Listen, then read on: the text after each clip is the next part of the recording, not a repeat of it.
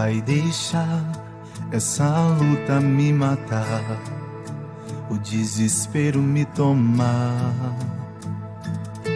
Por mais pressão que seja essa situação, o controle ainda está na palma de suas mãos. E eu tenho um Deus que não vai deixar essa luta me matar, o desespero me tomar. Por mais pressão que seja essa situação, o controle ainda está na palma de suas mãos. E o choro dura uma noite, mas a alegria, ela vem pela manhã. Eu creio.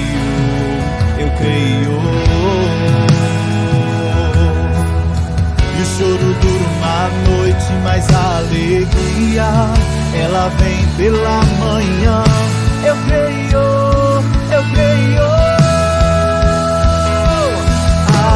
Ainda que a figueira não floresça, que não haja fruto na vide e que o produto da oliveira minta, todavia me alegrarei, todavia me alegrarei,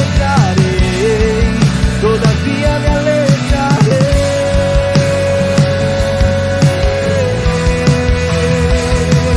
Ainda que a figueira não floresça, que não haja fruto na vide e que o produto da oliveira minta, todavia eu me alegrarei, todavia eu me alegrarei, todavia eu me alegrarei.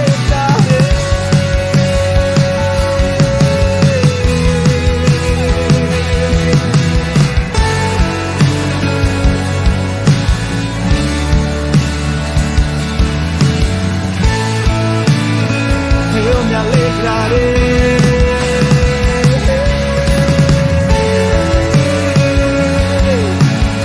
Pois tu és fiel.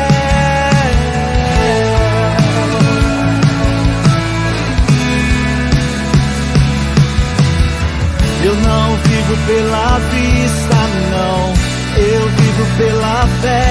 Então Deus proverá, Deus proverá. Eu olho para o alto, então vem o socorro. Sim, Deus proverá, Deus proverá, Deus proverá. Quando o azeite e a farinha faltar, quando a minha força se esgotar, Deus proverá, Deus proverá. Mesmo cego me faz enxergar, mesmo falho me faz andar sobre as águas. Deus proverá. Quando a azeite e a farinha faltar, quando a minha força se esgotar, Deus proverá, Deus proverá. Mesmo cego me faz enxergar, mesmo falho me faz andar sobre as águas. Sim, Ele me faz andar sobre as águas. Todavia me alegrarei.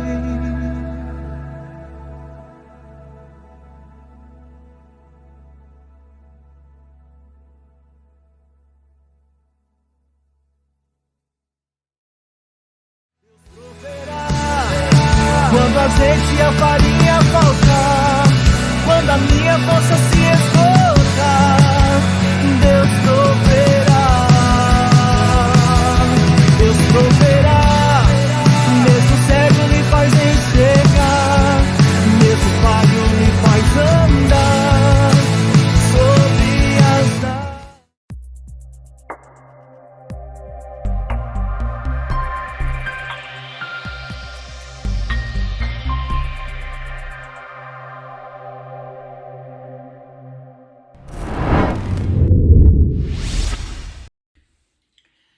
Graça e paz. Você está na Quarta com o Bispo, um programa da Igreja Metodista.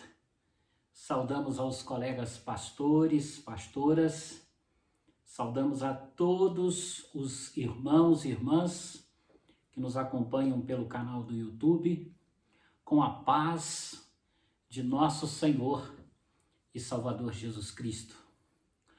Hoje vamos falar do artigo 3 de religião do metodismo histórico.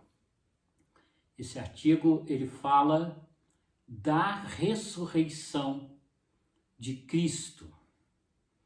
Da ressurreição de Cristo. E nesta primeira parte, nós vamos conhecer esse artigo e, como todos os demais, a sua base bíblica, e conversar com você a respeito desta fé tão importante para todos nós, metodistas, cristãos, que é crer que Jesus Cristo, ao terceiro dia, ele ressurgiu dos mortos, que hoje está à direita de Deus Pai Todo-Poderoso. Mas antes, vamos ouvir a palavra de Deus. Vamos abrir no texto de 2 Coríntios, o capítulo de número 5, versículo de número 15.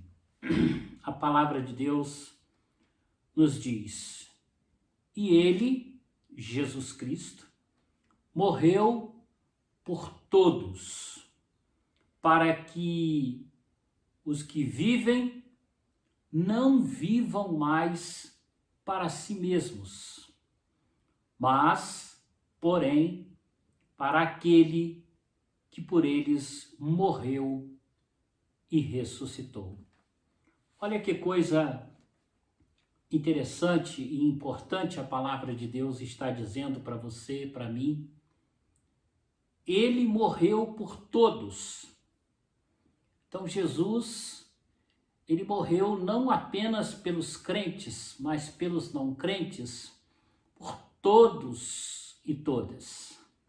E aqui também diz que o sentido dessa morte é para que nós, que estamos vivos, não possamos viver mais para nós mesmos, para os nossos desejos, para as nossas vontades, mas possamos viver para Ele, para Jesus Cristo, que morreu e que ressuscitou ao terceiro dia. Esta é uma coisa importantíssima que nós não podemos esquecer. A ressurreição de Jesus Cristo, ela significa que ele morreu por você, ele morreu por mim, mas ele também ressuscitou para que você viva, ele também ressuscitou para que eu possa viver. O artigo 3, então, de religião do metodismo histórico, nos fala da ressurreição de Cristo. E nos nossos cânones, quando está descrito esse artigo, nós observamos a seguinte expressão do artigo 3. Cristo, na verdade, ressuscitou dentre os mortos, tomando outra vez o seu corpo com todas as coisas necessárias a uma perfeita natureza humana, com as quais subiu ao céu, e lá está até que volte para julgar os homens no último dia. É interessante que também aqui afirma que Jesus está nos céus, e quando de lá voltar, ele voltará não mais como advogado, mas como um juiz. Conta-se uma história que um jovem muito rico, ele brigava muito e ia preso. O advogado ia lá e tirava ele da cadeia. E um dia ele arranjou uma confusão tão grande que ele veio a matar, a assassinar alguém nesta confusão e nesta briga. E ele contava que o advogado iria lá para defendê-lo. Mas, infelizmente, o advogado não foi. E ele ofereceu muito dinheiro, ele disse: doutor, eu lhe pago o preço que o senhor quiser. Mas quando ele abriu o jornal, ele viu que aquele advogado tinha passado no concurso público para juiz e não era mais advogado, e era juiz, e iria julgar a sua causa. Daí você começa a pensar no que já aconteceu, né? Assim é Jesus. Hoje ele é o nosso advogado. Hoje ele quer nos salvar, nos curar, nos libertar das angústias, dos problemas, porque ele ressuscitou para que você tenha vida e vida abundante. Mas quando ele voltar, ele não será mais advogado. Ele será juiz. E o juiz não defende. O juiz, ele julga com justiça e com equidade. Então, que nós não possamos esquecer deste detalhe nesse artigo 3 de religião, né, da ressurreição de Cristo. Assim, então, meus queridos irmãos e irmãs, os nossos cânones, eles trazem essa afirmação. E de acordo com a Bíblia Sagrada, a palavra de Deus, a ressurreição, na forma reflexiva, ela significa erguer-se, manifestar-se. Diz que as mulheres, quando chegaram no túmulo onde estava Jesus descansando, elas não encontraram ele mais ali. E havia ali um homem, que na verdade era um anjo do Senhor, e disse: o que vocês vieram procurar aqui? E certamente naquela conversa, naquele diálogo, elas falaram Jesus. E aquele anjo disse então àquelas mulheres: ele não está mais aqui, ele vive. E de acordo com a língua latina, resurrectione pode significar ato de ressurgir, reaparecimento, renovação. E aqui um fator interessante, porque Jesus, depois que ressuscitou, ele ficou aqui nesta terra 40 dias. Não foi 4 dias, 40 dias, reaparecendo em vários lugares de maneira misteriosa. Para os discípulos no caminho de Emaús, para outros discípulos reunidos em uma casa, também na praia, e em vários momentos Jesus reaparecia, reafirmando a sua ressurreição. E é interessante que até hoje, nos nossos dias atuais, 2021, não se tem nenhum relato de se ter encontrado o corpo ou partes, do corpo de Jesus em Jerusalém, onde ele fora sepultado. E se você for a Jerusalém, você vai ver lá escrito na sua lápide: ele não está mais aqui. E isso é um fator determinante, a ressurreição de Jesus. Se você procurar o túmulo de Buda, você encontrará os restos mortais de Buda. Se tivéssemos também a curiosidade de procurar os restos mortais de Maomé, encontraríamos.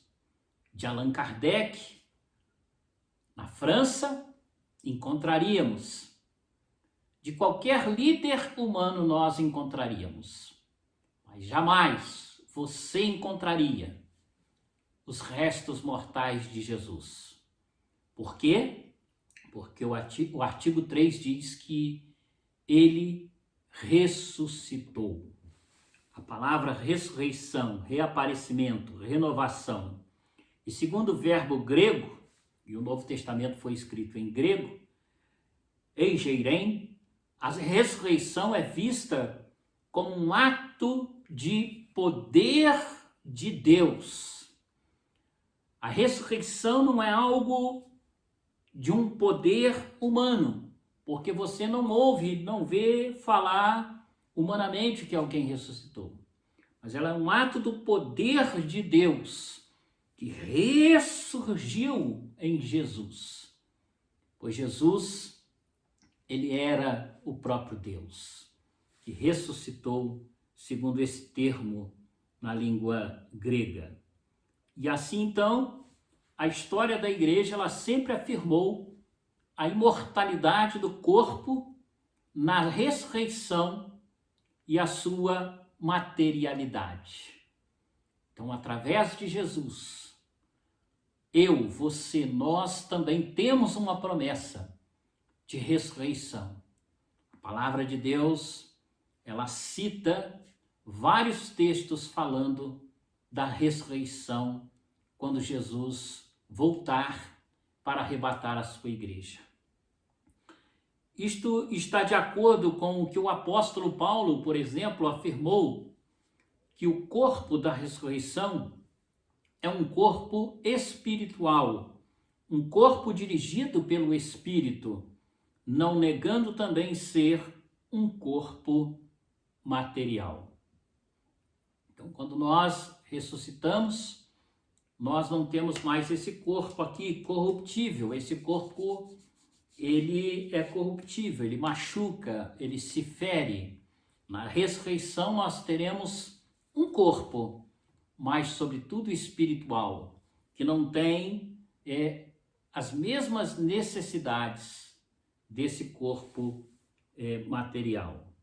O ensino apostólico, o apóstolo Paulo, está descrito em 1 Coríntios, capítulo 15, versículo 44, que nos diz: semeia-se corpo natural e ressuscitará corpo espiritual. Se há corpo natural, o apóstolo Paulo afirma, há também corpo espiritual.